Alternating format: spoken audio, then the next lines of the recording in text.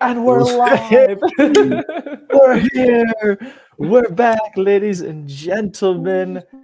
It is HBO and Planet of the Voos here. You might notice that the voices are different. There's no sexy Kev. Yeah. And actually, right before we recorded this, I just got off the phone with him. He used his one phone call from jail and he got arrested. All he could tell me without getting into too many details was that it involved the Dune 2 popcorn bucket in a movie theater. What movie was it this time? Garfield? It was Garfield. He didn't want me to share that, but the people need to know. Yeah. So hopefully, we get enough sponsorships, we can post his bail, and he'll be back in the next episode. Yep.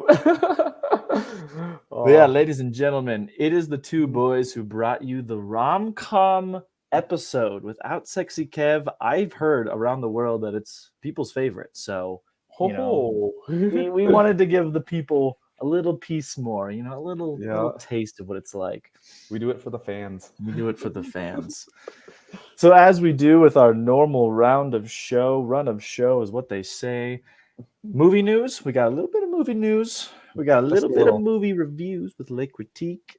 And then our main part of the show is we're talking best HBO series to date. And highly anticipated. And I know the people are waiting to know who wins because we had Shrek winning best rom-com. So we clearly know what we're talking about here. Yeah. Oh, man. I cannot wait to dive in. But how have you been, Brad? How have things been? What? I have been good.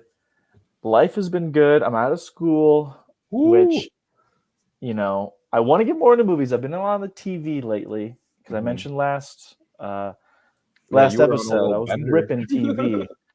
And so I'm just trying to get caught up because, I feel like I was big movie guy. You guys were watching all the TV shows. Yep. And for whatever reason, I was just, honestly, what I think it is I'm the type of person that I need to finish something, even when it's like a book I don't like, which is always the worst.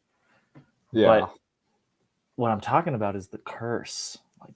Like that was a real slog.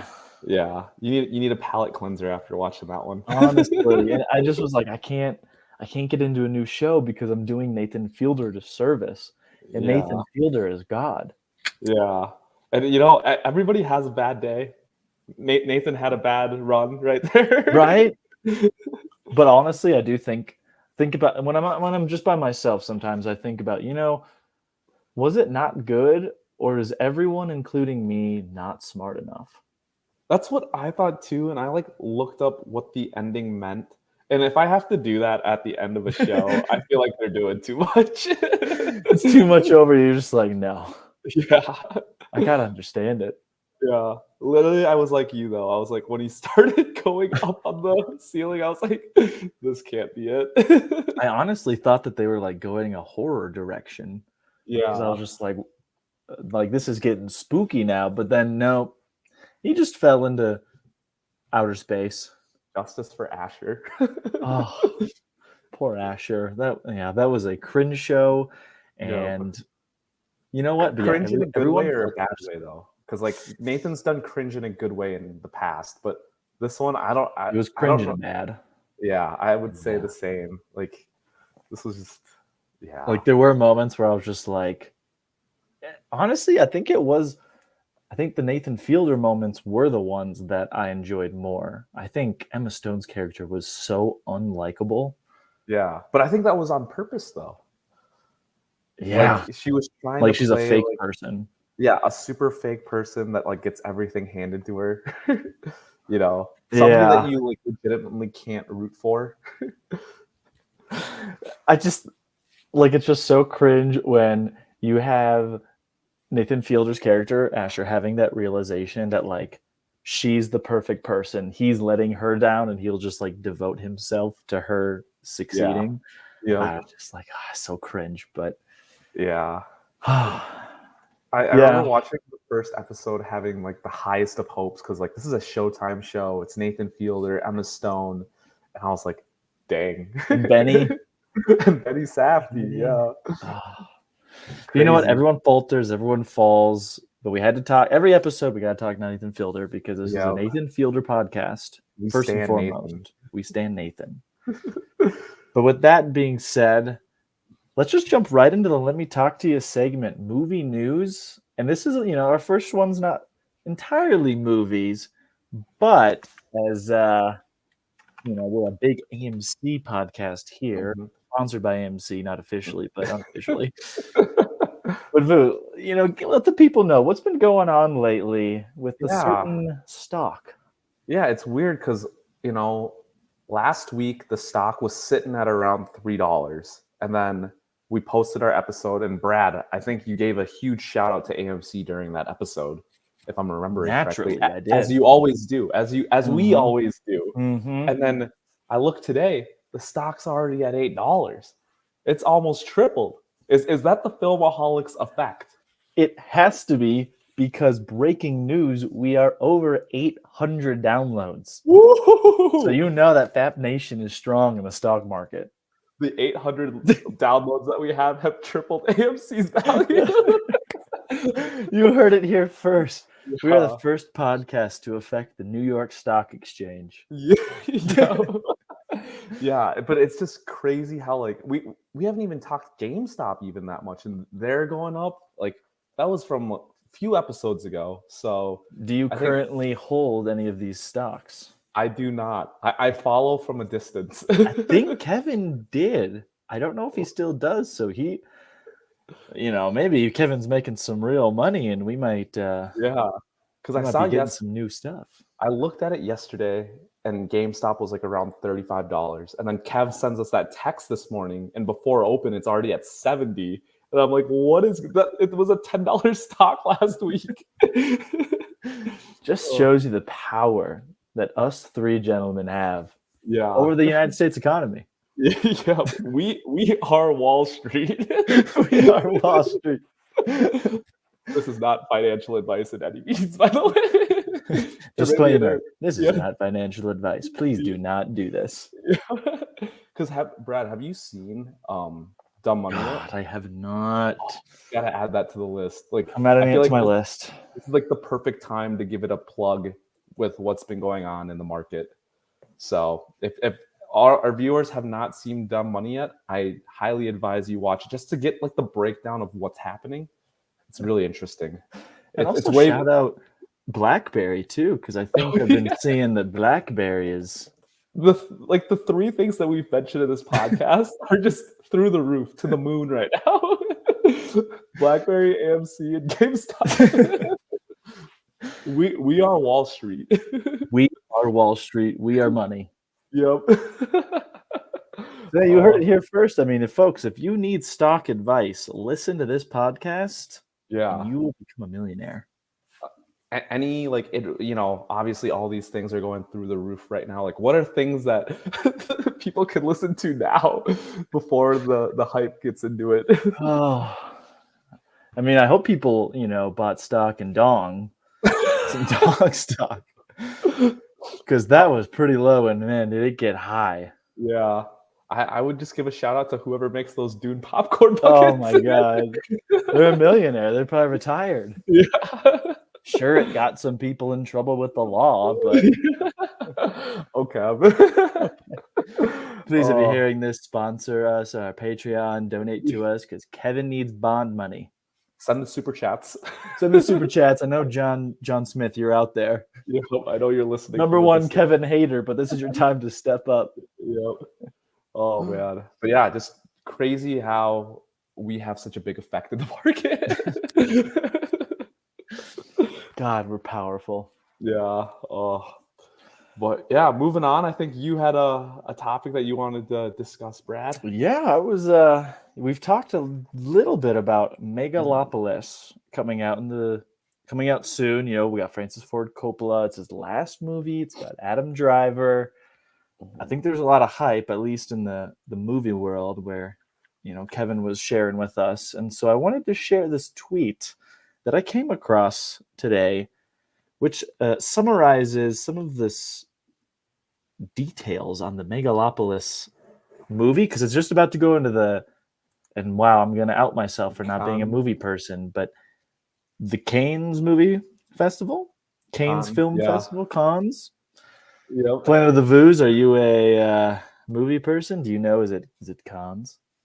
I think it's Cannes because I think it's in France, and that there was not a whole very like cultured. there was like a 3-episode thing about it in Entourage.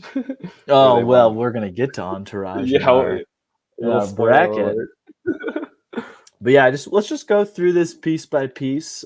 Some of these are unfortunate, and we don't condone and we don't accept. Like the first one, where the director is pulling women to sit on his lap and kissing them during one scene to get them in the mood. So that's fucked up.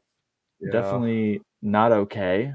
The next one, naughty. He's rewritten around 300 times over the years, because as you were mentioning before we recorded this has been, 40 years in the making, this movie? Yep. I mean, they were rewriting Aquaman, and Aquaman was terrible. I can't imagine a movie being rewritten 300 times. Yeah. But let's see, what would be next? Now, this one's kind of funny. He would reportedly sit in his trailer for hours smoking weed while the cast and crew just wanted to film and do their job. Yeah, you just gotta, get in the mood. get the creative mind.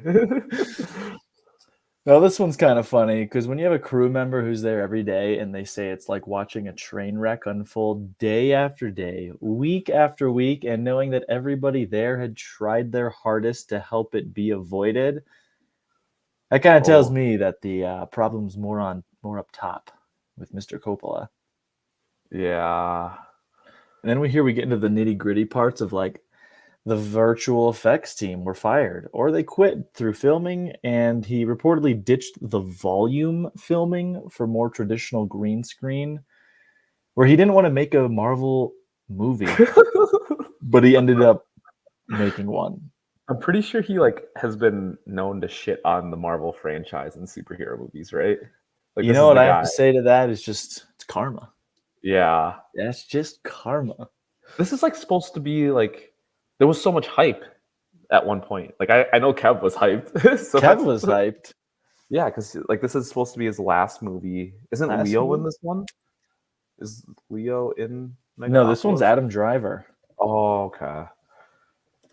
But I mean, Francis Ford Coppola. I think we talked about him in the directors bracket. Not a lot of things that we were all, ho about, but when you're doing the Godfather trilogy and Apocalypse One, you're part of the conversation. Yep, he's in the GOAT conversation, but this is not going to be good for the resume. This is not looking very GOAT-like. Yeah, I'm interested to see what the reviews after the films presented are. I don't know if it's been shown or not yet. Yeah, actually, I'm curious. Let's see what the release date is. Do we have an official May 17th? So I guess that is the festival, but yeah, must be coming out pretty soon. But yeah, I'll be curious because that's usually a good indicator on what kind of movie you're going to see. I mean, I guess I had a lot of respect for the film festival until I learned that the Indiana Jones movie was played there. Yeah. Which is tough after I almost fell asleep to that movie in theaters. So yeah. But yeah, we'll wait to see what the reviews are like. We'll wait. Yep. Yeah. We'll give it the benefit of the doubt, right? Let's hold our horses a little bit, but this is just, we're bracing ourselves for right. I mean, but again, like you were saying, apparently he spent 120 million. This is Francis Ford Coppola, 120 million of his own money to get this dream movie made. So if someone's willing to risk that, which to be fair is very old, so is he really risking that much? Yeah. It's a passion project. It's a passion project, and I feel like those can be either really hit, or they can really So you were saying earlier before we were filming that he sold his vineyard to make this movie. The man can't make wine anymore. Yeah. That's how much he cared about this movie. Yeah, I don't know if I would ever, if I was passionate about something so much, I would sell my vineyard for it. Would you sell your vineyard to keep this podcast afloat? Okay, yeah, I get why he did it. I get why he did it now. When you put it into perspective, right now you get it. Yep. He's basically trying to save Fat Nation. Yeah. Oh man. But yeah, more to come on this, I suppose. More to Stay come. tuned. Stay tuned. We'll give you guys the Megalopolis reviews because I'm sure the reviews will come out and might be either such a disaster that you have to see it, kind of like a Madam Web, which I still need to see. But I feel like when movies are that bad, I would never see it in theaters. It would most definitely have to be on streaming. Absolutely. When you're an AMC, shout out Okay. AMC Shout out A-list. Shout out AMC. When you're an A-list celebrity like Sexy Kevin it is a little easier to see. But absolutely, when you are, one of the Planet of the Voos, you gotta wait because you don't want to be spending money on a dumpster fire when you can watch it from home. Exactly. I know I snuck this last topic on you, and I was sending you a bunch of updates last week, but The Bear season 3 set to drop this June. I think it's June 26th, and it's the whole season too. I think it's the whole season in one day. So get out of here. Yeah, Brad, you've caught up, right? I am absolutely late to the party, but I have ripped seasons 1 and 2. I think maybe in the months of March and then April. Okay. And my goodness, what a! I think I don't know. I think just from what I thought it was not what it was. I guess I thought it was more like food scene focused, but it's just like nope. Chicago family. Yep. Kind of drama, but I thought I saw something that it's a weird genre, and that's why it's not picking up the. Would you say it's a dramedy? I hate to put it in a box, but if we were to, I think. Because I think it's originally a comedy, but it's also comedy drama. Man, I don't know if I like. I don't know if I openly laugh hard at it like a comedy, but I have moments where I smile and I'm like, that's funny. I think the only parts that I really laugh at is when like Maddie Matheson is like screwing up on screen. Is that Feck? Yep. Oh my god. What a guy. I do like a good Richie scene too because the character arc is crazy. Originally he's a real shit show, and then fucking season 2 he brings that shit around, and I respect that. Yeah, Forks. I'm saying Forks was like my favorite episode of TV last year. So, and then there's that one episode where Jamie Lee Curtis's character, the mom, drives the car into the house. Yeah, that whole scene, that whole episode was stress-inducing. Yeah, I got anxiety. And that's impressive to do over like an hour, like 45-minute long episode. Yeah. That's my worry, I guess, is that the last season was so elite. Like, how can they follow that up? Like, what other stories can they tell? Like, they've already opened up the restaurant, Like, what's next? That's true. What are your thoughts on the girlfriend? I've been seeing a lot of anti-girlfriend in Twitter and Reddit. She's ruining the vision. Okay, you're anti. Yeah. Well, I'm pro. You're pro? I'm pro. I love, and we do love on this podcast. We do love, and I want it to work, but I can see the points that these people are making online. Yeah. He gave her a fake number to start the relationship. Not a good sign. Yeah. Do you think he ultimately gets with his second in command? I can't remember. Sydney. Yep. Ayo Adabiri. Yeah. That's the thing. Like, there was like weird tensions throughout the second season, which I never would have guessed that the first season, but I was kind of picking that up. But I thought her and Marcus were gonna. But there's a lot of triangles here. A lot of. You better study up on the Pythagorean. A lot of triangles in this show.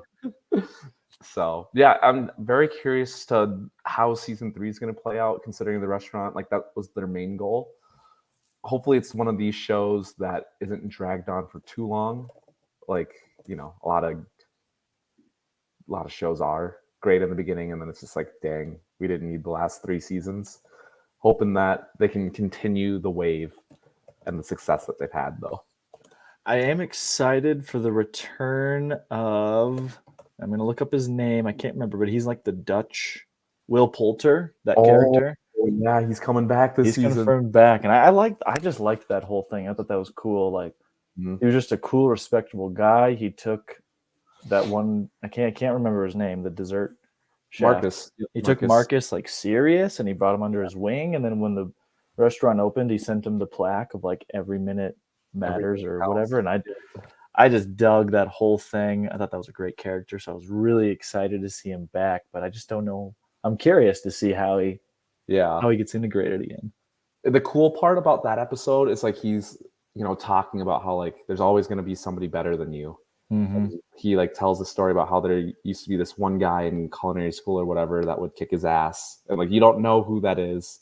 And then the Forks episode, you like see his picture on the wall standing next to Carmy, and you're like, yeah. You're like, Carmy is like fucking legit. He is the man. Yeah, there's so many things to be excited for. I just hope the ideas are innovative and they keep on bringing new stuff in, and it's not stagnant. That's the only hope that I have. Well, what would be your season 1 and season 2 ratings out of 10? Like, how much of a jump was it for you? Oh, huge jump. I think season 2, I'd probably give it like a 9.5 out of 10. Hell yeah. Yeah. And then season 1, probably like a 7.58. What would you say to that? Yeah, I mean, season 2, I think you're right on. A high 9.5. Season 1, yeah. I mean, there was a lot of like soul searching in season 1 and like no direction. So I think since season 2 had like tight direction. Oh yeah, because we like it tight. But I'd agree. There was a big jump to season 2, which I can see then your hesitancy of like, how do you get better than a 9.5? Yeah. Like we're getting into scary territory. Exactly. But I have faith in the people at FX. It seems like lately they can't miss. So FX has been hitting. Yep. And that's one of my new shows will be Shogun. I'm going to get into it. I swear. Yep. I'm going to get into it. I think FX right now is having like an HBO type run. Absolutely. Yeah. I mean, HBO is like the gold standard for like TV. I think FX is the gold standard for TV now. In a couple of years, we could probably be having an FX bracket. Yeah. Oh, honestly. For sure. We could probably, maybe not now, but yeah, in a couple of years. Yeah. Because, I mean, again, they have all kinds of genres too. And like, I just Googled it. And I haven't seen all of these, but like American Horror Story, Archer, Atlanta, Fargo, The Americans, Justified, Always Sunny, What We Do in the Shadows, Shogun. They've been doing this, Wilfred, The Bear, Dave. Damn, The Shield. I mean, I forgot about a lot of those shows. FX is hitting. That is, holy shit. Yeah, we should. That could be a bracket actually. Yeah. Right now. Add that to the notes. We could do like a top 10 bracket. Eventually, we could do like new era versus old era FX too. Yeah, fuck. They are on a heater right now, and I hope it keeps going. And I mean, I guess with Shogun, we're seeing that they are not stopping. Bear season 3, not stopping. Yeah, I'm just happy that the writers' strike is over. Shout out to the writers. Shout out to the writers. Yep. We hope that you got everything you needed, and if not, and you have to go back on strike, we support it. Yeah, but give us like a couple of years. Where we are happy for the content. Yeah, we're very happy. We're very privileged. Yep. So, but yeah, just very excited. Will you be watching it when it comes out? Yeah, it's definitely going to be up there. Yeah, I think. Yeah, it's just such an easy show to watch too. Like, I don't know what my hesitancy was, but once I put on episode 1, I had it on my phone while I was working, and I was like, "Oh wow." Yeah, like I didn't even pay attention to work for that whole episode. Like I was locked in. It's a good show. So I'm going to be there June 26th. Definitely going to watch it as soon as I can, as quick as I can. So I'm excited. What about you? You going to rip it quick and hard? Oh yeah. I hope that'd be in an ideal world. Absolutely. Yep. All right. So that was our Let Me Talk to You movie news segment. brought to you by AMC Stock. Yeah. Please sponsor us. Give us Please stock sponsor. options. Now, before we get into our real core of the show, the HBO series tournament, we do want to keep going with our Les Critiques movie reviews, and we each have one very different than the other. But Planet of the Voos, please take it away for your movie review of the week. Yep. So in honor of the new Planet of the Apes movie coming out, or that came out last week, I've been trying to rewatch the original trilogy. So last week I rewatched the second movie in the original trilogy, Dawn of the Planet of the Apes. And it's reminding me how elite this trilogy is and how great the acting, how great the storyline, how unique it is.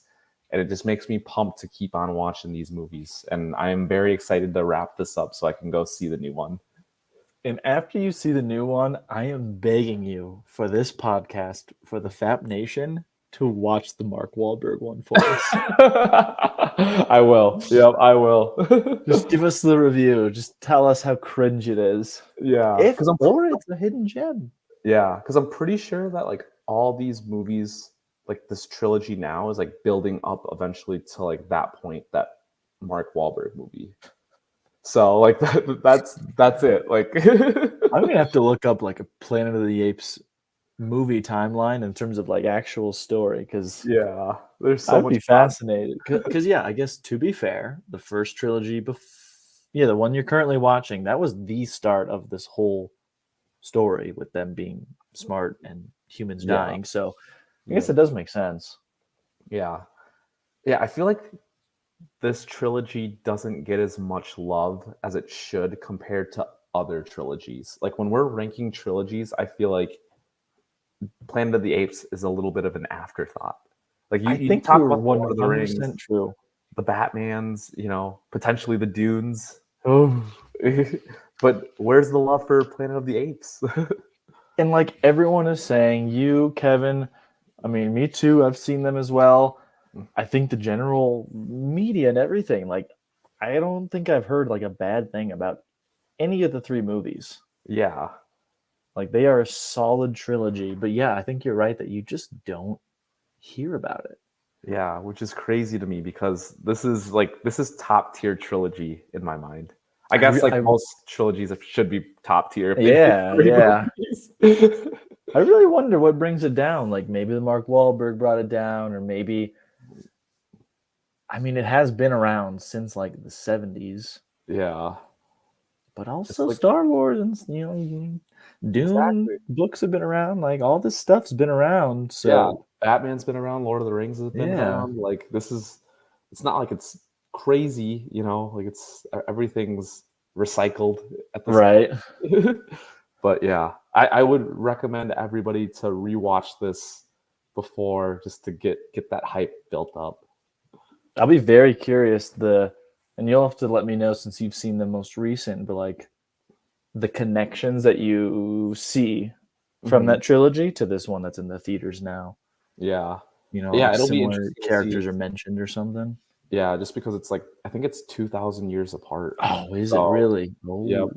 So like the world's completely changed, but I think like his Caesar's ideology is still a factor. I think he does get mentioned. That's cool. Well, it'll be interesting to see. Well, what is the quick summation of Caesar ideology? Like try to live together? Yep, live together. Like they don't kill each other. Apes don't kill apes. Yeah, just peaceful, like harmonized. That not all humans are bad. I like that. Yep. So, on to a lighter note with what you watched, Brad. So I won't be talking about Planet of the Apes, but I will be talking about Wreck-It Ralph. Oh, so what caused you to watch or rewatch Wreck-It Ralph? This was a rewatch for me. Okay. But we was hanging out with our number one fan and her co-workers. So we works in HR, and they dressed up as Disney characters, and some of them were Wreck-It Ralph Okay. characters, and she hadn't seen it, and I was like, I remember seeing that a while ago, and I thought it was really good. Yeah. So we were just hanging out, so I was like, let's watch Wreck-It Ralph. Yeah. And surprisingly, what were you gonna say? I don't even remember what the premise of the story was. It's been so long since I've watched it. It's actually kind of cool now that I rewatched it, because it's about the arcade games, Mm-hmm. and they all have their own world together, and like they can interact with each other. And so like Ralph is a bad guy. He's the bad guy. He's essentially the Donkey Kong. He makes damage. And then Fix-It Felix, which is Felix. Jack Breyer, I think is the name of the actor. Okay, because the guy in 30 Rock, if you've seen it. John C. Reilly? Yeah, John C. Reilly is Wreck-It Ralph. Yep. And then the lady from Community, or Glee as well, which I think you would recognize too. She's in it. Yep. But yeah, like it's about, he's a bad guy and he just wants to be recognized and just like be loved, but because he's a bad guy, you know, he never gets the medal and he has to sleep in the trash. Yeah. And so he essentially steals a medal from a different arcade game, and that causes like mayhem because one of the arcade games has like a virus, like a insect virusy bug, and they invade a kart racing game, which has, it's like Sugar Rush or Sugar Racer. Oh yeah, I remember that, and that's where the other character comes into play. Yeah, that's Sarah Silverman. Yeah, I think that's her name. Which I just think, and you know, spoilers, you know, this movie's been out a long time, but the twist that they have, because they keep mentioning, you know, character, don't go turbo. And that means like it was a character that like fucked up and got him and his game and everyone like erased and taken away. But it turns out that Turbo survived and he invaded the kart racing game. Whereas the princess, like everyone thought she was a glitch and she was bad, but really she was the true princess of that game. And the Turbo character like went into the code and like took her away and like fucked up her life. So like that realization was really cool. Where you're like, oh shit, the king in this world is really just Turbo in disguise. And I just thought it's just a, you know, our number one fan was like, it's an okay movie. I came away from it. I came away from it being like, wow, I remembered it exactly how I remembered it, because I thought it was still an elite movie. Yeah, what a great explanation. That makes me want to go rewatch it. It is a hour and 25-minute movie, like, you know, unlike any of these other movies where I'm sure your Planet of the Apes movies are at least 2 hours. Yeah, but during the week those are hard to get in, so I have to break it up into segments. Yeah, those are commitments. Yep. Whereas Wreck-It Ralph, oh, what an easy good time. Yeah, it's a feel-good movie. Feel-good movie. It ends beautifully. You know, everyone's in a good spot. So highly recommend Wreck-It Ralph if you want some good vibes and good times. Nice. Will you guys be watching Wreck-It Ralph 2 anytime soon? Wait, there's a second? Yeah. You didn't know that? I have not seen that. I think Rachel and I watched it like within the last year. Oh, Wreck-It Ralph breaks the internet. Yeah. Do you recommend? I don't remember it being as good as the first one, but I think you see a lot of like Disney IP in that movie. Like you see like stormtroopers running around, you see Disney princesses. I don't know if that was in the first one. What if I told you that Wreck-It Ralph 2 has 1% more Rotten Tomatoes than the first? Oh, okay. Then I would. That's a good sign. Yeah, that's a good sign. Okay. Yeah, I'm also going to put that on my list too. The list is. This is why I love the podcast. The list grows. You know. I just need to find time to watch them all while also watching the new movies and shows. Exactly. Yep. I don't know how Kev does it. Man, you know what I think? I think he's already seen everything, so he doesn't have to catch up. That's true. That's his superpower. Yeah. He was already with it. He was exactly. He's been with it from day one. We're late. We're late to the party. Just a quick shout out to Kev. We miss you. We miss you. You'll be out soon. You'll be out soon. You just got to do your time. Yeah. But you'll be back stronger than ever. Yep. So awesome. I think that wraps up the Le Critique. It does. And now it's time. Yep. Now it's The time for star the of the long, show. yeah, the long-awaited bracket. HBO series. Like we just said before, we prefaced it. HBO is like the gold standard when it comes to dramas, comedies, TV shows. But has their reign ended? Who knows? That's a good question. I mean, right now, is there an HBO show you're watching? No. Well, Yeah. No. they definitely have. I think they've struggled post Game of Thrones because that truly took up the soul of the world for years. Yeah, I feel like they've come out with a lot of like one-off seasons of good content, but nothing like sustainable, like multiple season runs. That Yeah, that's good. That's a good point. Yeah, but no spoilers. We're about to get into that. Let's see here. Let me share my screen. So yeah, Vu's going to take us along for the ride. He is going to be our bracket manager. Yeah, He's basically he's the hands and the face and the yeah. voice of the committee. We still don't know who the committee is, but and if we come to a tie, I will be taking care of us, but I won't spoil what we have coming up in case there's not a tie. Yep. So, Brad, can you see my screen? I can now. Perfect. Here we go, folks. You want to take us through what we got? Yeah, so we got a list of 16 fantastic HBO original IPs. So we got Barry versus Ballers. We got Silicon Valley versus House of the Dragon. Oh. Yeah, Mayor of Easttown versus Westworld. Chernobyl versus Game of Thrones. Oh man. Yep. Committee. Yep. Band of Brothers versus Entourage. Succession versus Curb Your Enthusiasm. The Last of Us versus True Detective, and The Rehearsal versus The Sopranos. So I think there's gonna be a lot of tiebreakers needed in this. I think so. Because there's some that I just gotta ride for.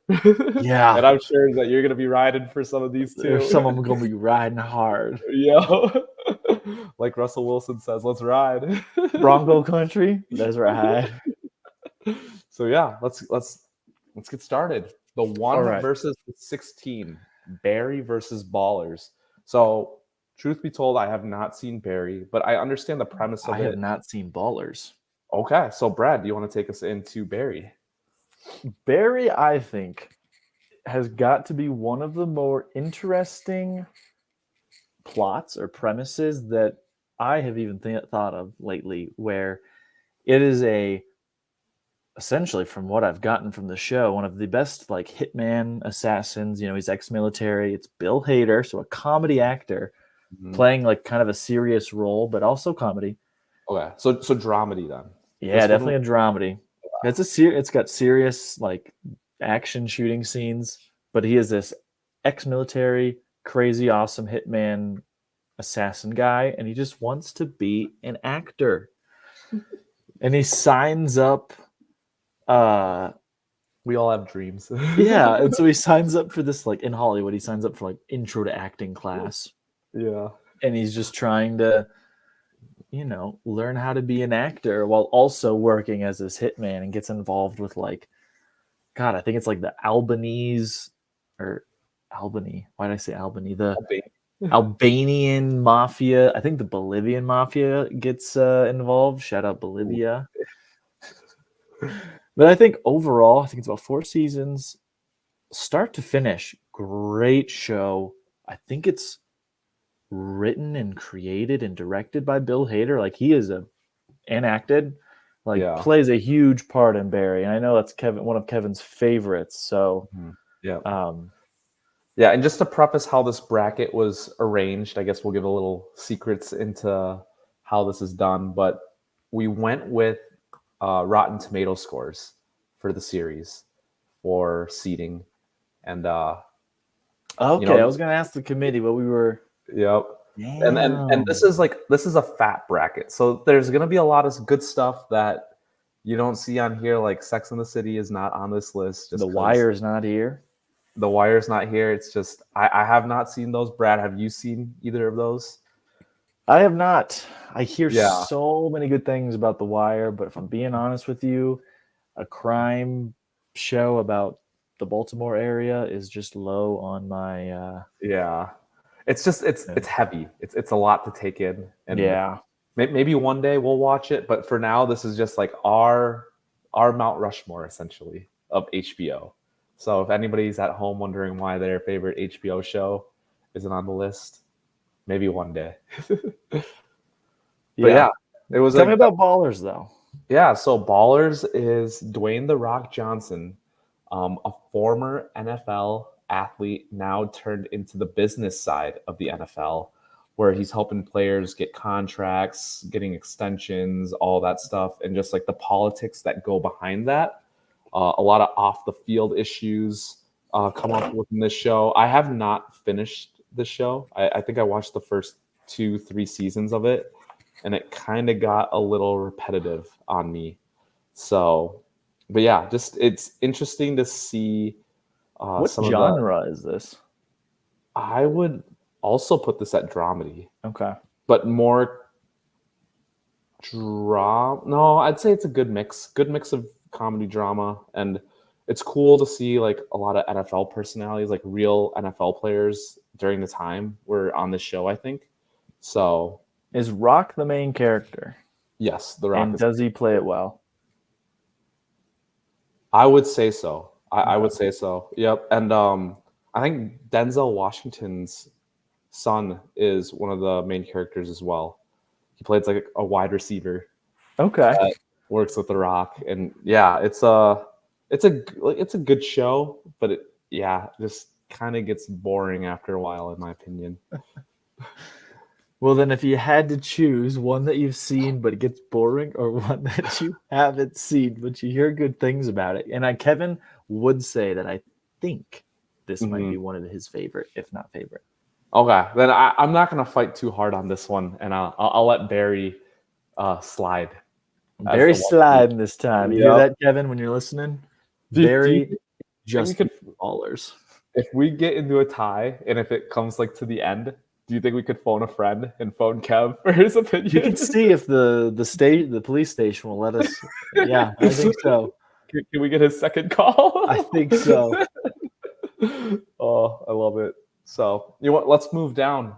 Silicon Valley versus House of the Dragon. Oh, this one is another tough one. We've got one that has one season and one that is multiple seasons, and is both great. Okay, so just to preface things, for Silicon Valley, I've only seen like the first 2 episodes. Ooh. And then House of the Dragons, I've only seen the first 8 out of the 10 episodes of the season. Now, why did you stop with House of the Dragon? So I binged it. Like I'm super late to the party on House of the Dragons. Like, this came out in like 2022. Yeah, I believe so. Yep. Yeah, so I watched it earlier this year, maybe end of last year.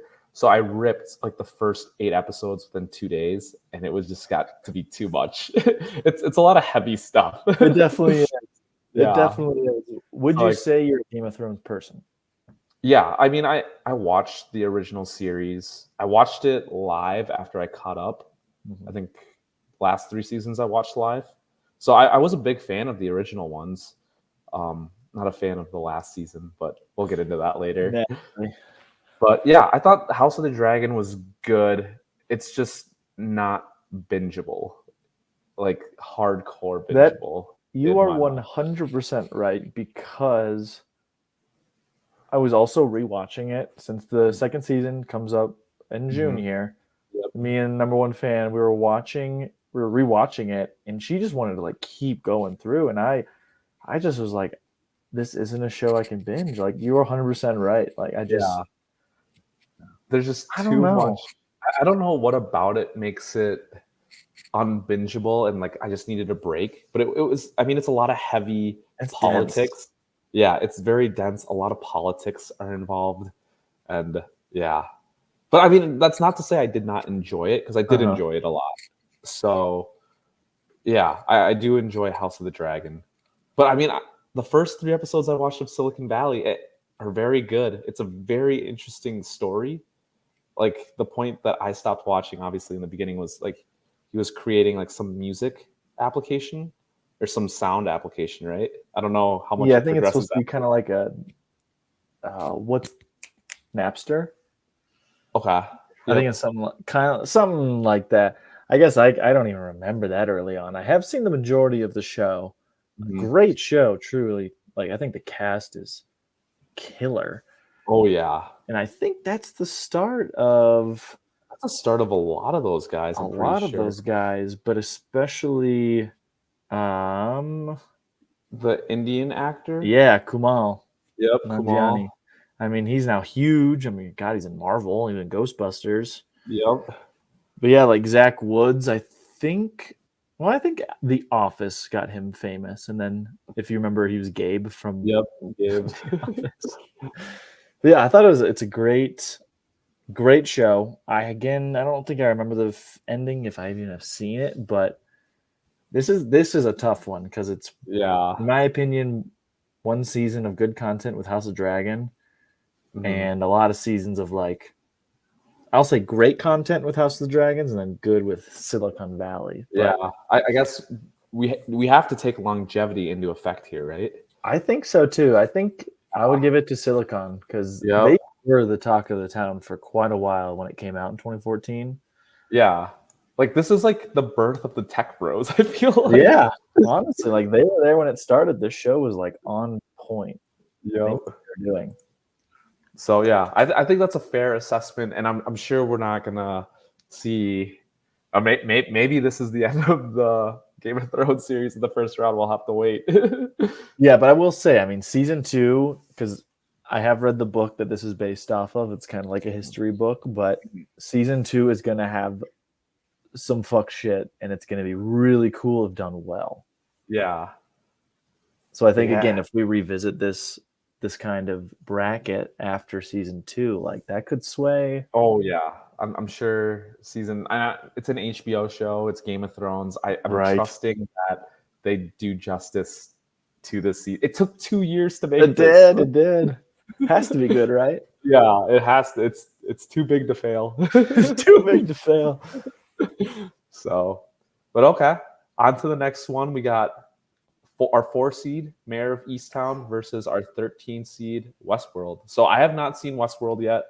Brad, have you seen Mayor of Easttown? I have not. Okay, so this might work out well then. All right. So Mayor of Easttown, I think it's Kate Winslet. This is a mini series, just one season, where it's a crime drama where she's tracking down a murder or investigating a murder in the city. I think this is a relatively small city, and there's also been like kidnappings in the past, and somehow it all correlates with one another, and you get to go into her personal life and see how she got to where she is now, and it all just builds up into the end. There's a nice little twist at the end that I enjoyed and I did not see coming.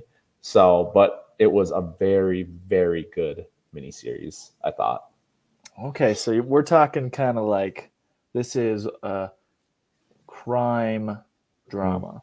Yep, a whodunit. Whodunit. Okay. Yep. So it was very, very good. Like I remember watching this with Rachel, and when we started it, I started it by myself, and I was like, "No, we gotta do this together because that's how good it was." So okay, that's another TV show going on my list because when you have one of those where you're like, I need more people to watch with me because I know how awesome this is gonna be. Yep. Those shows don't come around very often. Exactly. And like for a whodunit, like an hour episode isn't enough to explore it. And this doesn't need to be a multiple season thing. I think it was just done in the perfect amount of time. So I really, really enjoyed it. So Brad, I hope you're able to watch it soon. Absolutely. I'm going to put that on my list for, post Shogun because I got to watch Shogun. Yeah. Yep. But yeah, let's talk Westworld. I feel like this is going to be controversial. I've heard so much about Westworld. So Westworld, a lot of it coming from this pod has such a. I'm very conflicted about Westworld. I truly believe in my heart and soul that Westworld season 1 is a perfect season of TV, and it's up there with True Detective season 1, which we'll get into, and just some other seasons of TV that are great. But what really hurts my soul, and this isn't shared by everybody. One of my best buddies is a die-hard season 1 through 4, thinks it's all fantastic. Ooh. But to me, season 1's like 10 out of 10. Season 2, 8.5 out of 10. Season 3 and 4, like massive drop-offs, in my opinion, based on how the story went and what they did. Yeah. And so that's what hurts me the most about it, because it was the type of show where you'd watch an episode and I would just read hours of articles, people trying to be like putting the pieces together, trying to be like, oh, this means that, this, like, because I love that, like the water cooler talk, like, oh, what happened? What does it mean? Like, what's gonna happen next? it's so good. It's so good because of the way it's shot, and it's like an onion. Every episode you get another layer deeper. Yep. And the first episode is so cool. So do you know the general? I have no idea what this show is about. So essentially, it was a movie. So it was a movie 80s or something, based on a book too. But the premise of the show, movie, and all that is there's this company that has created a theme park that has robots that look like and feel like humans, and they're programmed so well that, like, you're essentially going into like a real world Red Dead Redemption, which is like a cowboy video game. And so you pay a shit ton of money and you go into this West world, which is kind of like it's an island. It's like a theme park island essentially. And you can do whatever the hell you want to do, literally.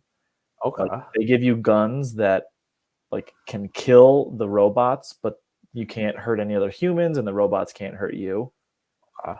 Like, if you get hit by something, you might be like, ooh, ow. But like, it kills them, like real bullets and stuff. So, you can be your worst self when you go there. You can like do horrible things, kill and have sex and gamble and do horrific things, or you can like be the good guy and like play the good guy route and help the sheriff, or like you can do anything. And so the premise of the show that starts ramping up after the first episode is like there's kind of something wrong with the robots. Like, they're starting to have consciousness. Oh. And so it just kind of gets into that consciousness idea of like free choice, free will. Yeah. And how that interacts with humanity and humanity's response. And, because the first season, which I think is so cool, it's contained on the island. Okay. And pretty much season 2 as well. So it's very contained. James Marsden plays a crucial character. James Marsden's in it? James Marsden's in it. Daffy Award winner James Marsden? Absolutely. If you're an Always Sunny in Philadelphia fan, one of the McPoyle brothers is one of the main characters as well. Okay. And so, like, I will die for this TV show, even though it failed me at the end, in my opinion. Yeah. So my choice is going to go to Westworld, because I think, like, let me just spoil this one part of of episode 1. Let me time out. Yeah. This is the show that hasn't been completed yet, though, right? It's done. Yep. Oh. It is done. For some reason, I thought like they never like finished the series. I think it didn't like out say like he's gonna do justice to it or something. And like, yeah, like I don't think it is officially ended in terms of like right now, they're not working on it anymore. But like, I think they knew season 4 would be the last one, but I think you could keep going. Okay. Yeah, so that's a good question. Good question, because I think it took a while for them to get through season 4, like to do all the seasons. Yeah. But it just lost a lot of steam because it was so popular. It was so fun to try to like figure out what's going on. Oh, that's a bummer. Yeah, I'm gonna give you off though. But what was the? Yeah, just like I just think it's so cool the way they set up the story and why you should give it a chance. And while you watch season 1 is like you learn about the robots, and they can't hurt people, they can't do anything bad. And like one of the first scenes is, I think like a fly like goes onto one of the robots' eyes and like just does nothing. But then episode 1 ends with the same like fly on the character, and she's waking up and she slaps it. So it shows like, holy shit, she can harm things now. Oh. So like there's a consciousness, there's a choice, there's thought. Dang. It's cool. I mean, if we're in this AI world, so I think it's even more. Would you recommend this watch then? I would recommend season 1 for sure. Okay. Like, but if you just watch it, you have to watch it all, right? Like, not really. I mean, you get some answers, and it ends with like, "Ooh, there's more," but I don't think you have to. Okay. But obviously, it kind of like keeps giving you a little bit of like, oh, season 2, and then like, oh, season 3, oh, season 4. Okay, but I see. Yeah, I'm just so conflicted. Yeah, this is gonna be a tough one because I'm gonna ride for Mayor of Easttown, not having seen Westworld, and I'm sure you're gonna ride for Westworld. I'm gonna ride for Westworld. So, Brad, you know what that means? I think we break it out. bring on the wheel. The first ever upgraded wheel, folks. We have the roulette wheel. So you're gonna hear when I click on it, you're gonna hear some sounds. We have a normal roulette wheel. So we have black, we have red, and we have 2 greens. So if it goes to green, we respin. Vu, what color do you want your show to be? I'll go red. All right, I got Westworld black, and here we go. It'll be over real quick, and one of us will be sad. Brad does have a very good track record with these things. Is it? Oh, red, let's go. My luck in the roulette wheel has faded. Maybe today's the roles have reversed. The roles have reversed. Congratulations to Mayor of Easttown. Yep, that's huge. So, all right, next round we got another miniseries in Chernobyl, and then probably HBO's most iconic, I would say. I think by pure popularity, absolutely. Yeah. Yep, Game of Thrones. So I have not seen Chernobyl yet. I've heard so many good things. Brad, do you want to take this one on? Yeah, I think it is safe to say that Game of Thrones will most likely advance here, and I think it should. I truly do. But I think there's a reason why Chernobyl is higher in the Rotten Tomatoes. It is 1 season. Just like Mayor of Easttown, they know what they're doing, and they did it super, super well. I mean, it's the story of the nuclear reactor meltdown in Chernobyl, which I think might be Ukraine right now.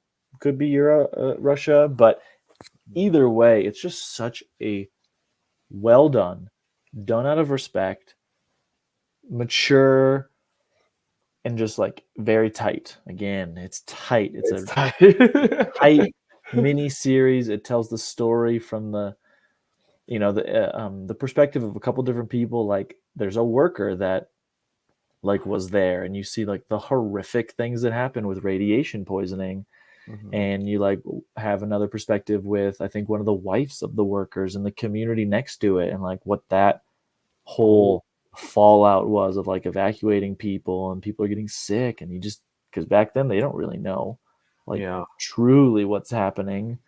And then also you get into like politics with Russia, because this, I believe, was during the Cold War. So like, you can't seem weak, you can't take the blame. Like it's just very political as well, while also a horrific environmental thing is happening. Like it's an unlivable area and will be for thousands of years. So is this series in English or in Russian? Gosh, good question. I think it's English. Okay. I saw it a year or 2 ago, so don't quote me on that, but I'm pretty sure it's not a full Russian thing, I don't think. Would you say this is must watch? Oh man, yeah. Like if you're a fan of something like a Mayor of Easttown in terms of like a tight mini series, 10 episodes or less based on what it is. Yeah. Like this is good TV. Like you'll watch the first episode and you'll be like, hey, babe, you got to watch. Yeah. Like, this is worth it. And again, it's serious. I'm adding this on my list now. Yeah, like it's serious for sure because yeah, it's a real tragic thing that happened, but it's just like really, really cool too. Like just to see a nuclear meltdown and how they do it. Yep. Because this was like 70s or 80s, so technology back then, like it was cool. Yeah, highly recommend. So I wanted to give them some love. Yeah. Would you say this is bingeable? I don't know. I think this is House of the Dragon territory of like just because it's some deeper stuff and it's kind of sad sometimes. So I don't know if you want to binge it, but it's good to know. Just good to know for the viewers. Exactly. If they're planning their weekend already, and right, if it's like a rainy day, throw an episode on. Yeah. Okay. But if it's a nice sunny day and you could go outside, maybe go outside. Yep. So, just because I haven't seen it, I think my vote would be for Game of Thrones and Brad. And I think that's fair because, my goodness, that show ruled the world. Yeah, it's just a natural phenomena, and I don't want to talk about it too much now because I'm sure we're going to be getting into it next round. Yeah, absolutely. Sweet. Well, the first half of the bracket is done on one side. So on to the next. We got Band of Brothers versus Entourage. Ooh. Just completely opposite spectrum. So I've heard a lot about Band of Brothers. I've seen Band of Brothers. I haven't seen Entourage. Okay, so perfect again. So this one's a short miniseries too, right? Again, I think it's one season. Yeah, it's like 6 to 8 episodes, I want to say. This is about the European side of World War II, and they made a sequel called The Pacific. Mm-hmm. Obviously, as the name entails, it talks about the Pacific side. But yeah, Band of Brothers was the first. I'm pretty sure this was either directed or produced or heavily involved Tom Hanks and Spielberg, I think. Yep, I think you're right on that. But, if you're into war movies, if you're into war TV, if you're into history and that stuff, this is just a really well done and respectable show. I think there's a reason why it's number 2. Yep. Like, I don't think people are like, oh my God, I'm going to be rewatching Band of Brothers, but it's like, oh, you should probably watch it if like that stuff interests you because it is incredibly well done. Okay. I know Tom Hanks was in Saving Private Ryan. How does this compare to Saving Private Ryan? So Saving Private Ryan, the focus, is to save Private Ryan. And so like they do D-Day and then go into the territory and get him and all that. Yeah. Band of Brothers is about, I think, a specific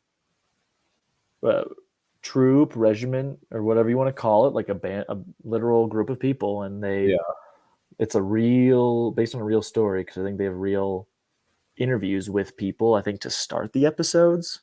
Of the guys that are still living when they made it. Okay. And so it's just about these literal band of brothers.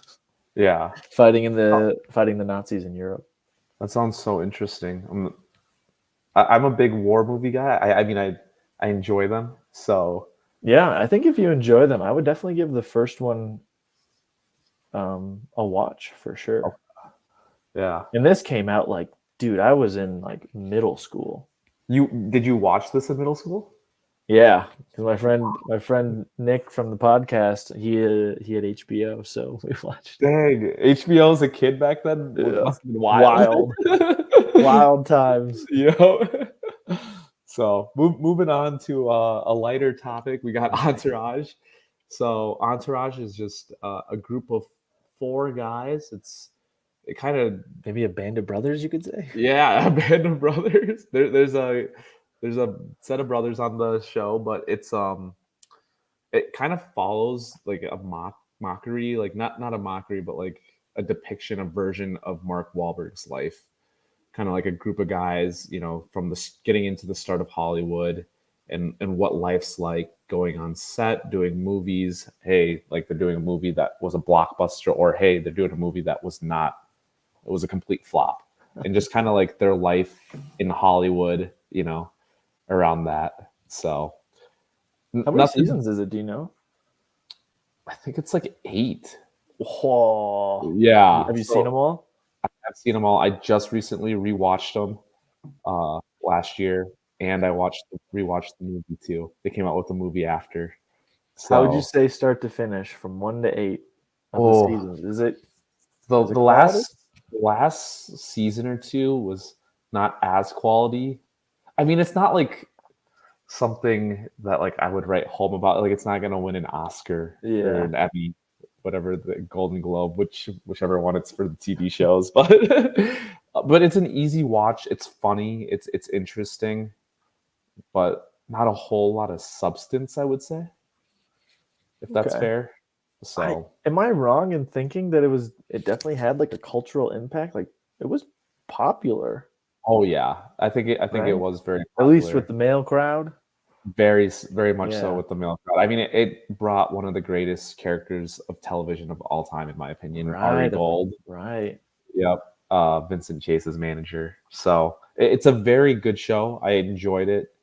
But yeah, based off what you said about Band of Brothers, it's tough because this is just like two completely different Yeah. genres. I honestly, even though I haven't seen it and I don't really know if I want to see it right now, I think I might give it to Entourage because of I just remember I've heard so much about Entourage. I don't hear anything ever about Band of Brothers. Yeah. And I also think Band of Brothers came out so long ago where Right. We were younger. yep. So Entourage TV series, there's 96 episodes and it ran from 2004 to 2011. Okay. Band of Brothers came out 2001. Okay. Yep. So Entourage was 8 seasons long and there was a movie too. So definitely some longevity there. Plus, you said it has one of the most iconic characters, Yeah. which like Band of Brothers doesn't have that. Yeah. I'm gonna give it to Entourage. Entourage. I mean, I think overall, if you want to talk about awards and stuff, that's probably Band of Brothers. But Yeah. I Oh, think and I'm sure Band of Brothers did a bunch of yeah. awards. But yeah, Entourage is just it's an easier watch and it's enjoyable. Congratulations, Entourage. Yep. So moving on to the next one, Succession versus Ooh. Curb. Wow. Oh, That's a good one. So both of us have recently probably watched Succession. You know, we watched it. You watched it live? No. I don't know if I watched any of it live. I think you were close. You're probably like a month or two behind. Yeah. Maybe. Because I started Succession in 2023. I think I did too. I think Yeah. I started it like when it's 4 seasons, right? Yep. I started it like halfway through season 4, like live. So I just watched all of it, binged it, and then caught up live. And wow, what a show! What a show! I truly believe it's Game of Thrones in the office room. Like Yes. Like so political. some of the most iconic characters, like Kendall, like all 3 siblings. I guess 4 siblings if you want to throw. What's the Greg? what's the half brother? Oh. I forget what it was. Oh, I forget what his name was. This is brutal. This is embarrassing. Connor. Connor. Yep. Connor. Yeah. I still, whenever I think of Connor, I think of him and his like girlfriend like going to the funeral, and she's like, "Sorry about Mo," and the lady's like, "Who's Mo?" And the whole time you were thinking his name was Mo, and it's just a molester. Plus, Succession gave us, one of the most famous lines of all time. I'm the eldest boy. Yes. Also, one of like the best like duo dynamics of TV shows in Tom and Greg, right? Like, what an iconic duo. They could have a buddy like cop movie, Yes, like give me all the Tom and Greg like content you can give me because the best bromance in TV. Yes, most definitely. Just 2 people trying to figure out the world. Ain't that right?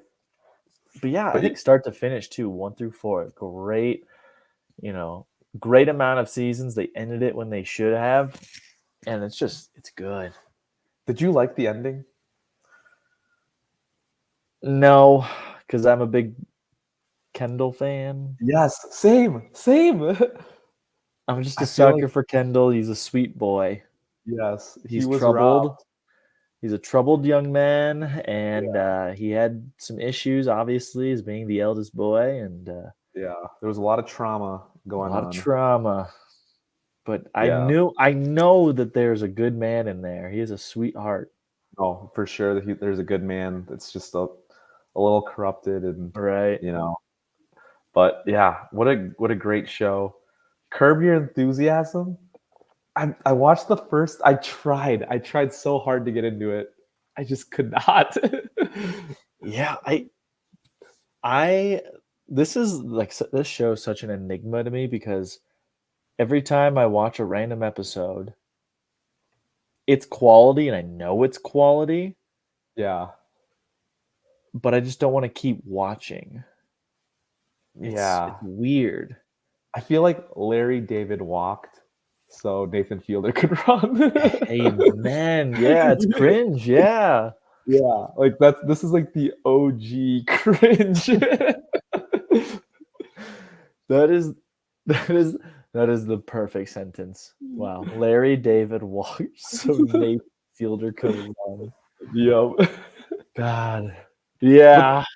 but talk about like a show that's been on forever. Like I don't know how many seasons there are, but I mean this show was back on in like the early 2000s, right? If I'm not mistaken.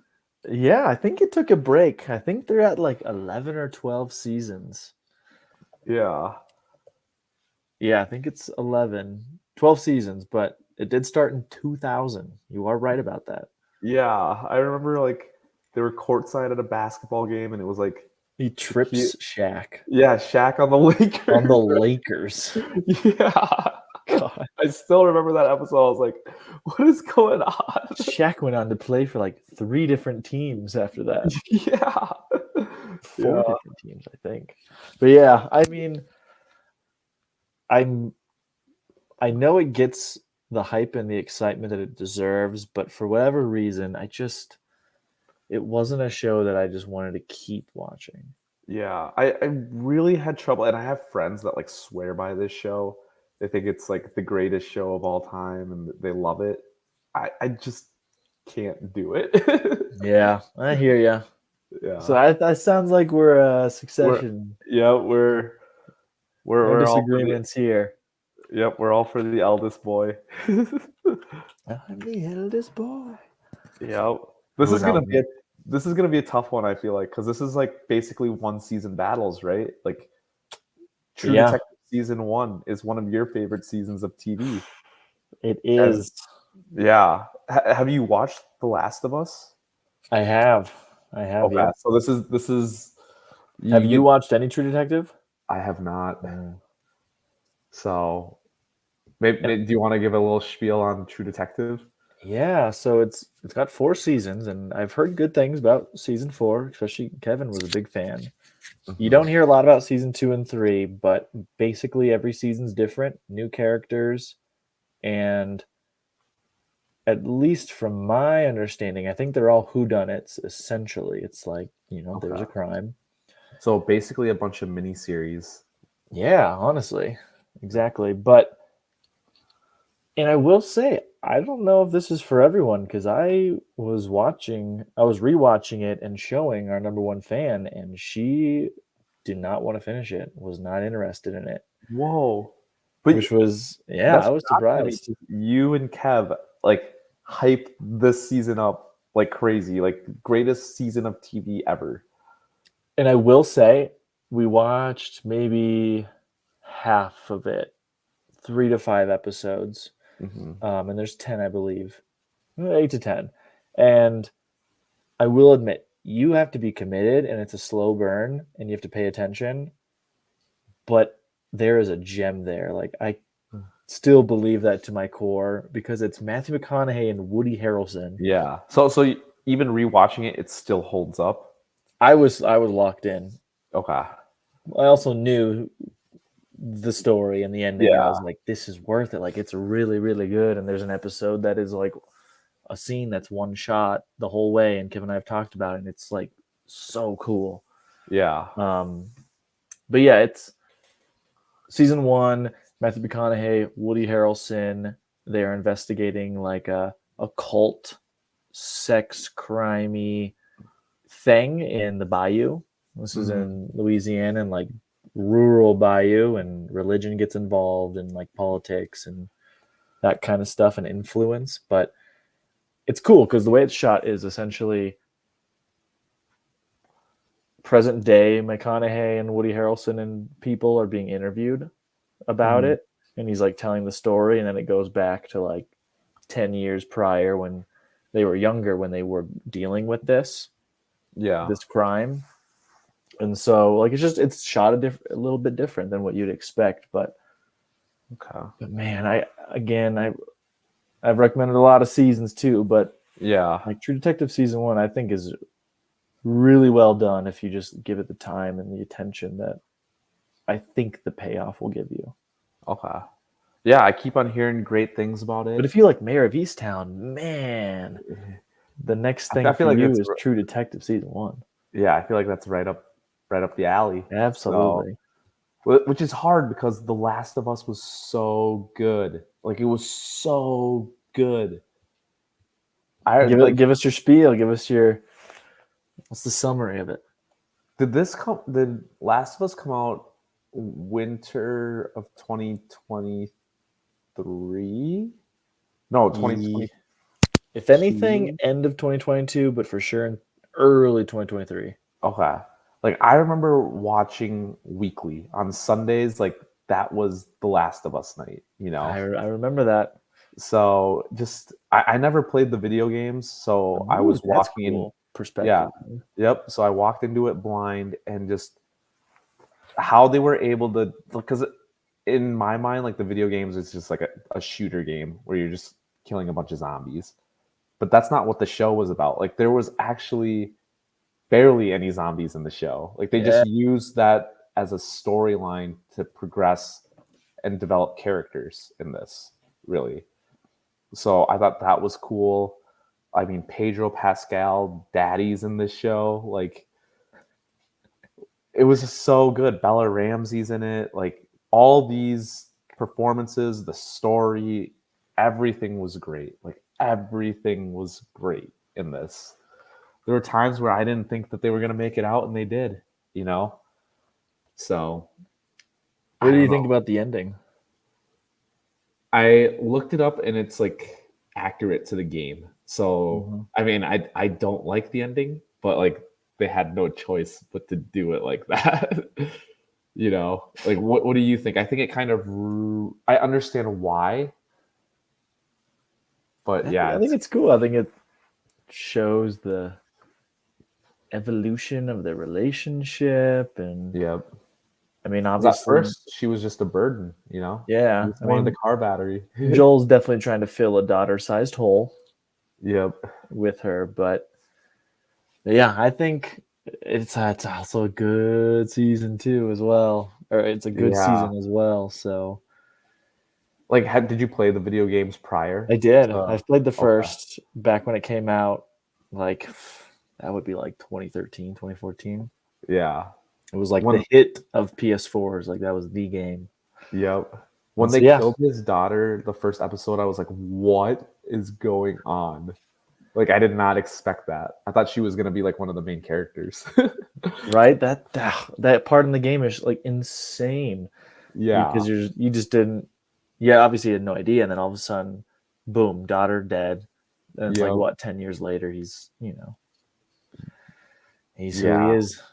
Yep. This is gonna be tough for me because I'm gonna ride for The Last of Us, and I feel like, Brad, you're probably gonna ride for. Yeah, we're for sure doing the wheel, but I am actually happy with whoever wins this one. I'll have no hard feelings because I truly think both are really quality. Yep. Same colors. Same colors. All Red right. for Last of Us. True Detective season 1. Oh baby, oh baby, Red is 2 for 2, folks. Let's go. Last of Us advances. Also, the Bill and Ted episode. I think that's what it was, right? What a great episode. Also, am I correct in saying that this was the 3rd seed? So, I mean, this is high up ratings-wise. It was very high ratings. So, which I will say, like, I think season 2 and 3 of True Detective is what brings it down to 14 seed. Yeah. But we can't live in that world where, like, oh, you know, only Westworld season 1 and only True Detective season 1. So I know it's tough, but you know, valiant effort. All right, the last matchup of the first round, we got The Rehearsal and The Sopranos. Wow. 2 heavy hitters. If it wasn't for Game of Thrones, I would say Sopranos is probably HBO's most well-known drama. Yeah, I think I would agree with that too. I'll always remember, like, people talking about the ending and it fades to black, and like, that was talked about, like, even before Game of Thrones was Game of Thrones. Yeah, I remember because I just watched Sopranos for the first time in the last year or two, and when I watched the ending, I was like, what? Like, what just happened? What did I just devote all this time to? Oh, that is heartbreaking. Yeah, I'm not gonna lie, I was kind of pissed. It's a lot of seasons, right? And it's that, like, I started and stopped multiple times throughout watching that because it, like you said, it's on the same level like House of the Dragon. Just very dense. It's a lot of, like, there's not a whole lot of comedy to break things up. So it's just about, because have you watched it, Brad? I have not. Yeah. So I think I've said this in previous podcasts, but like the Italian mafia kind of parts of story stuff, like I just have never been interested in that type of story. So I've never given it a try. But knowing the ending, you just watched it. Do you recommend it to people? Ooh. Yes. Okay. Yes, because this drama kind of started it all, right? Like, we wouldn't have a Game of Thrones if it wasn't for The Sopranos. Like this. Are you saying Sopranos walked so Game of Thrones? Yeah. But like, this is like the birth of the dramas, you know, like peak TV. Peak TV right here. Like the character development. Like, a lot of the storyline progresses because he's telling it to his therapist. Oh, really? Yeah. So a lot of the recaps are through therapy, which is cool because, like, even back then, I'm sure back then there's a stigma with therapy, you know, and how big therapy is in today's world. Like, this was cutting edge, ahead of its time. That's cool. As someone who's in the field right now in the master's program, that's cool. Yep. So I thought it was good. It's long, it's lengthy, you know, it's dense, but it's good. Quite the opposite of The Rehearsal. And before we even get into The Rehearsal, what is your choice? Because this might depend on if we get into it.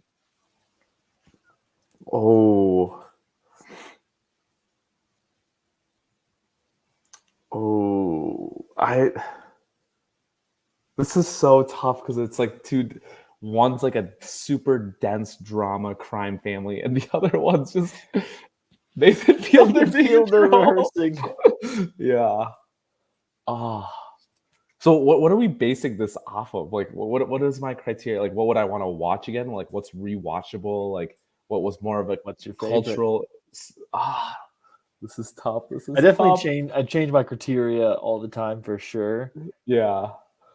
I haven't seen Sopranos. Again, I'm not super into it, so I'm going to give it to Rehearsal, but I would give it to Rehearsal over a lot of things. I honestly might give it to Rehearsal. Let's go. So, because I only wanted to bring that up because, like, I don't know if we wanted to get into it now. Yeah. Nope. That's not saying that The Sopranos is bad by any means. It's just like you're losing a playoff game to LeBron James. I'm sorry. yeah, yep. You're losing a game to Team USA. Like it just wasn't a fair Bound to matchup. happen. Yeah. All right, so we're out of the first round. I think we've got a good bracket going on so far, I do Brad. too. I do too. All So yeah, right. I'm thinking when we get to the championship, we'll give a call to the police station because I think we've been given the right to get Kev on. But first, let's get to the championship, and then we can give him a little recap, and he can give us his HBO opinions, and then he can weigh in on the title. Awesome. I love it. So let's start from the top. This one's gonna be all you, Brad. Barry versus Silicon Valley, and I already have a guess of what it's gonna be. Yeah, I think both of these really quality. Truly, if you want, I mean, obviously one is more comedy heavy, and one is like comedy with some serious parts. But yeah, I think they're both really quality. If people are looking for HBO level comedies that bring a lot to the table and have some real heavy hitters, I don't think you can go wrong with either. But I am going to give it to Barry. I do like Barry. Just is. I don't know if there was ever an episode that like didn't hit, like wasn't good. So I'm going Barry. yeah. I think there's a reason it's a 1 seed, which is, think about that, a 1 seed in an HBO series. Yeah, bracket. That's got to mean something. That's got to be something, right? So, yeah, I think Barry goes on. As far as longevity goes, how many seasons did Silicon Valley run for? Do you know? Let me do a quick check. I want to say 6. Okay. And I am correct. It's 6 seasons. And I think if I remember right, it tapered off a little. Okay. Which is to be expected. Be expected. I mean, Silicon Valley, like they come up with something and then they like pivot or get money and like come up with something new. So like it changes. Yeah. Like the plot changes and some different characters and like just funders involved. Yeah. But Barry, like start to finish is, it starts where he's trying to be an actor and like other people get involved and like that evolves. And then the scale just gets so much bigger. So I gotta go Barry. Okay. I like it. So moving on. Talking about tapering. Yeah. What did you think of the end of Game of Thrones? So let's just first perspective. I think Game of Thrones is my favorite property, entertainment property of all time ever. I've read the books multiple times. I've listened to them on audiobook. I have. But did you read the books ahead of watching the shows? Or I guess is that possible at the end? I started watching freshman year of college, so 2013. I think 3 seasons at least were out. I got introduced to them, watched all the 3 seasons up to like the Red Wedding. Okay. And then I bought the 5 books at the college bookstore. Yep. And read. Coffin? Yeah, absolutely. Not the doxia. Not the doxia. Whoa, damn, boo. But yeah, I then started reading them, and I think I finished them freshman year, within a year, maybe 2 years, but it just spoke to me. Like, that is my genre, those characters and the way George R. R. Martin writes, so good. I've got his like other books that are becoming shows. Currently, House of the Dragon is one. Night of the Seven Kingdoms will be one. That's like a trilogy set before the Game of Thrones about a knight. So yeah, I mean, basically I'm prefacing like Game of Thrones is my thing. Huge part of my life. And yeah, the 2 directors like Dubois and David Weiss or whoever these guys' names are, they are spectacular at taking already created content and putting it to the TV. Like, I think that's their skill. And when the content evaporated, because George takes forever to write a fucking 2 more books. You know, they had to like essentially do their best with him advising them. Yeah. So like he definitely was telling them like how things happen, but I think when the books come out, it'll be the way it's supposed to be and will be better. So yeah. With all that being said, definitely disappointed in just how it was because it was rushed. If you remember, the last season wasn't even a full-length season, which is insane. Yeah. Terrible decision. It was 9 seasons total, right? Because they cut 8 into 2 parts. So they consider 8 seasons. They consider it 8 seasons? Yeah. But I think you're right about like the splitting and stuff, but okay. Yeah. First 7 hit. First 7 hit different. So good. And then I think the money got out of control. They didn't know what direction and how to like properly end it because I think that's the issue with George. Like I'm gonna go on a tangent here, but like you read those 5 books, you've seen the show. Like there's 1,000 characters now. The man has created a literal world that has thousands of years of history, and I think he's now struggling with like, how do I finish this in like 2,000 pages? Yeah. Because like, you know, the way some of these books have ended, you're like, this could spawn another 7 books of content, but he's getting old. He's getting old. He's a big man. He's an old man, but yeah. Again, I think I'm disappointed by it. I don't think that should overshadow not only the quality, but the phenomenon. Yeah. Oh, yeah. Like this, everybody was talking about it. Everybody was talking about it. Yeah. If you weren't talking about it, like you had to be living under a rock. you must like, And I was living under a rock for a while. You were making. Yeah, I was living under a rock for a while, but I'm glad that I came out and watched this. So I think I love Mayor of Easttown, but just the effect and the longevity and the production value that Game of Thrones provided, I think it has to move on. Yeah, I'll agree completely. So, nice. Dang, a 1 versus a 12 seed in the conference championship, conference final. I wonder if you take away the last season and like have the last season still be needing to be made, I'd be very curious what the score, Rotten Tomatoes score would be. This would probably like be top 3. Yeah, I would think. I would think so too. Yeah. All right. So, all right, moving on. Entourage versus Succession. You know, Entourage put up a good fight. You know, they got out of the first round and they took out the 2 seed. So they took out the 2 seed, and that's pretty impressive. They did more than what they were asked to do. But I think we know who's going on. Yeah, gotta give it to Succession. Yep. Shout out to G-Reg. Our boy. Yep. Now this one's gonna be tough because this is the battle of 1 seasons right here. Yep. You know. Oh man, Brad, I don't know. So I'm gonna go to war for the rehearsal. Okay. I just think this is peak Nathan Fielder. Our God. Our idol, our man. And what I love so much about this, I mean, the premise is ridiculous, right?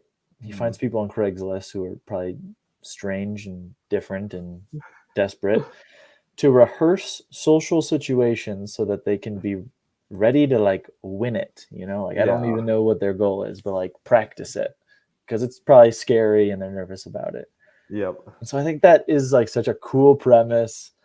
And when you really think about the effort that goes into what Nathan is doing, I think that's what really impresses me. You know, when he's got his computer, he's got that in the warehouse. Yeah, he made a whole bar in a warehouse. Yeah, like it almost an exact replica. How crazy is that? Like HBO must have just been this is not Comedy Central funding anymore. This is HBO money. And like when he does the final one where they do the child, like Yeah. he's making lasting impact, like potential trauma on the child.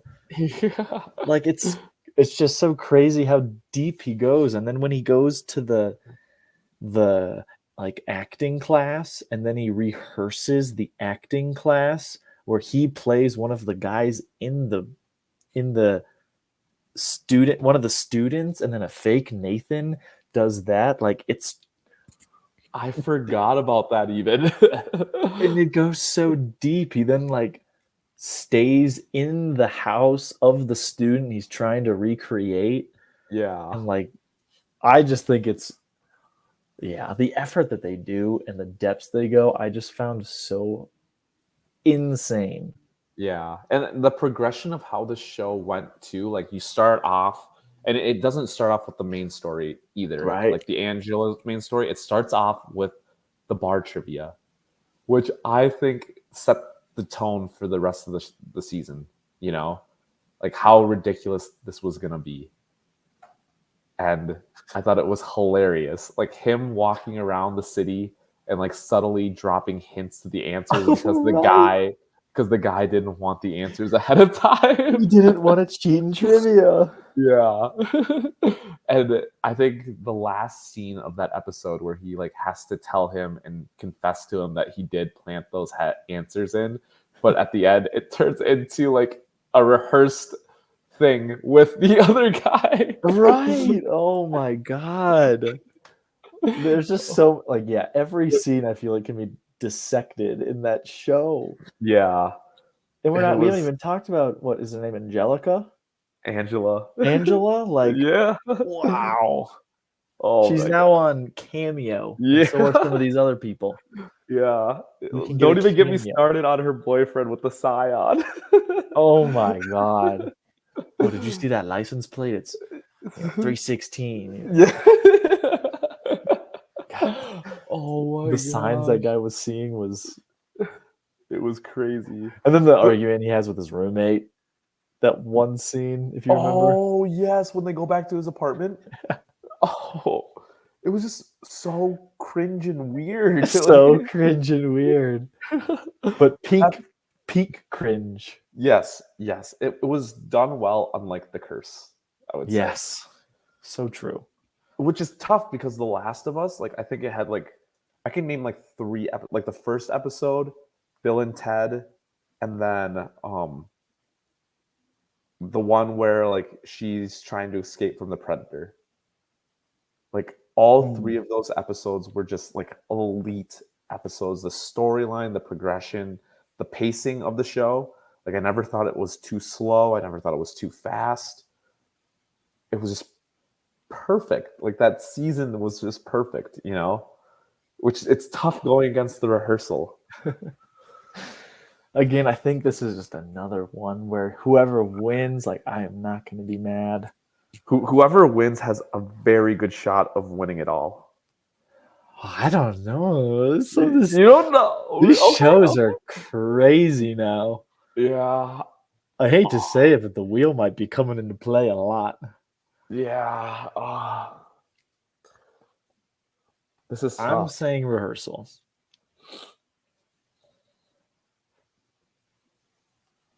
I'm gonna give it to the rehearsal because this is like original. This isn't like an adaptation. I like that. It's not an adaptation of something where like the script was already created and the ideas were already there. It was already a video game. Like this is Nathan Fielder's doing. This is Nathan Fielder with a lot of money and a vision. Yep. So I'm gonna give it to the rehearsal. Let's go. I like that. Oh God, this is gonna be so tough, Brad. The rest of this is gonna be crazy. Man. Okay, Barry versus Game of Thrones. I think obviously I haven't seen Barry yet, so my hope lies in Game of Thrones. I just want to throw this out there. I'm pretty sure Battle of the Bastards, there was more money and it took longer to film than the Lord of the Rings Battle of Helm's Deep. Wow. In the second movie. That's wild. Yeah, that's how much production value went into that one episode. I just want to state that. Oh my god! And I respect it. They took that show serious. They put the money in it. They really did. Yeah. There were so many villains in that, like Joffrey. There was Ramsay Bolton, Cersei. Like there were so many different storylines. Like you never got bored. What did you think about the whole Night King White Walker thing?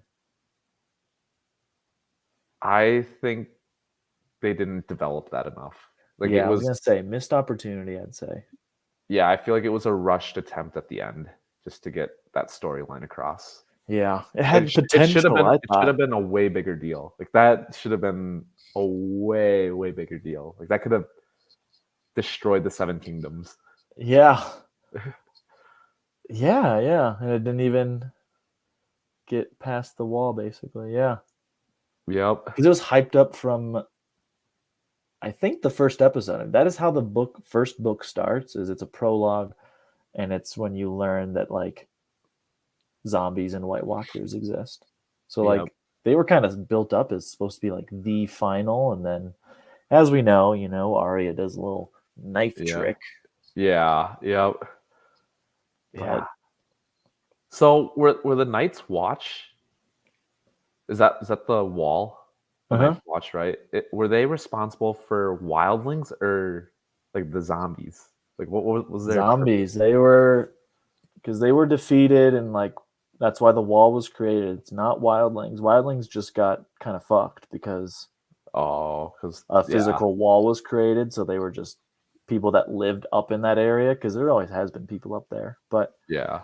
they were pushed down because of the White Walkers' presence. But yeah, White Walkers were around way back when, because I think it's canon now that the Children of the Forest created them trying to fend off the First Men, because back in the day, Essos Westeros had a shared thing at the bottom by Dorne. Okay. And that's where the men came from, Essos. Okay. Humans, I should say. And then they started going into Westeros, and that was the Children of the Forest's territory, and the giants and all that. Mm-hmm. And yeah, they just got pushed further and further north, and then that's why they broke off the land. Yeah. With their magic. And so I think the Children of the Forest didn't know what they were doing, and it got out of hand, and that's why the White Walkers became as big as they did, because they control the dead, so people are going to die. And then but yeah, it could have been so much more. Yeah. But I have to give it to Game of Thrones. Okay, I was gonna say, like, is that was very it's just too much of my life. Yeah. I would watch theory videos of just like what could be part of the world and stuff like that. I devoted too much of my life. I love it. This is gonna Succession versus Rehearsal, Brad. 4 good seasons versus 1 really good season.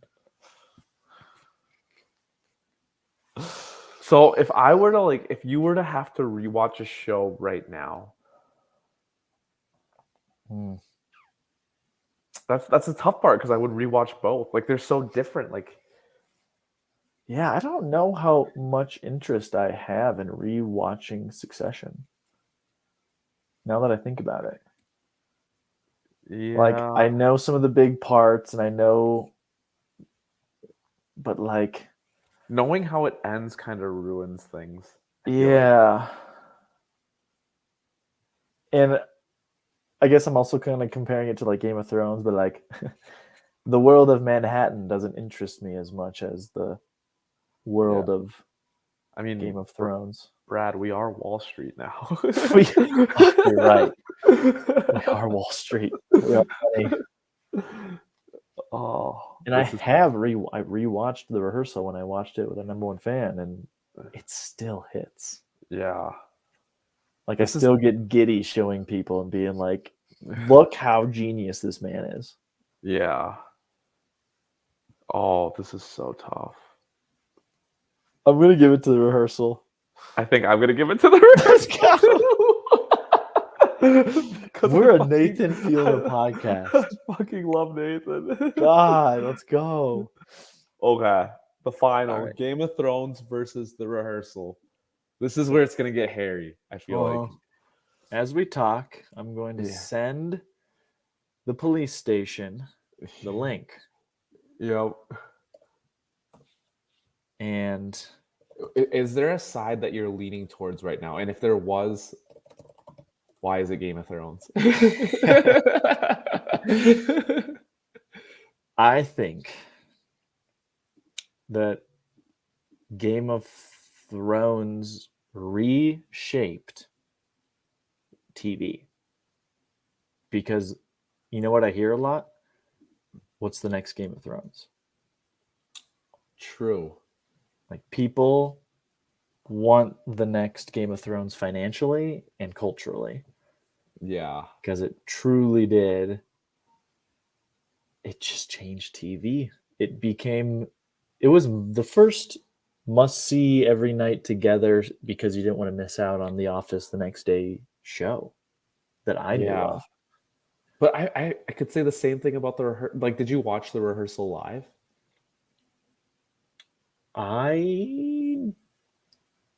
Did I watch The Rehearsal live? I think some of it, if not all. Yeah, because I remember. I think it came out on like Thursdays or Fridays. I want to say. So it was in July, summer of 2022. Yeah, I remember my Fridays, like, I needed to watch The Rehearsal. I'm pretty sure it was Fridays that episodes came out, which is also a weird day for episodes to come out. So maybe I'm wrong. Man. Yeah, I mean, I'm going to ride or die Game of Thrones. I truly am, because I think the impact it had on so many different levels. Yeah. I love Game of Thrones. I love the first 7 seasons of it. Like, I think there's so many twists and turns and the politics involved. Everybody's playing their own game. There's so many different views and viewpoints of the show, which are interesting. It's just great. The CGI is great. The production value is great. But the rehearsal, like, how can you fuck with somebody mentally like that and create such great content? He gave childhood trauma. I mean, yeah. Game of Thrones wasn't doing that. I think I'm going to give it to the rehearsal, Brad. Like, this is tough because... You know what? Now that we're talking about it, Rehearsal is a 10 out of 10. Game of Thrones is a 9.9 out of 10 because it didn't have the finale that it deserved. Yeah. The fact that he messed that kid up so bad. I believe the last scene in that show is the playground slide. He drew a picture of Nathan. He called him dad. Yes. He's like, you know that's not your daddy, right? But he's like, my daddy. Like, oh my God. I'm looking up the rehearsal. I'm trying to see what the rating is on it.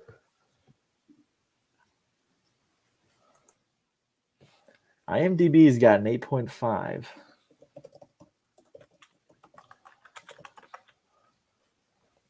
Rotten Tomatoes, 95.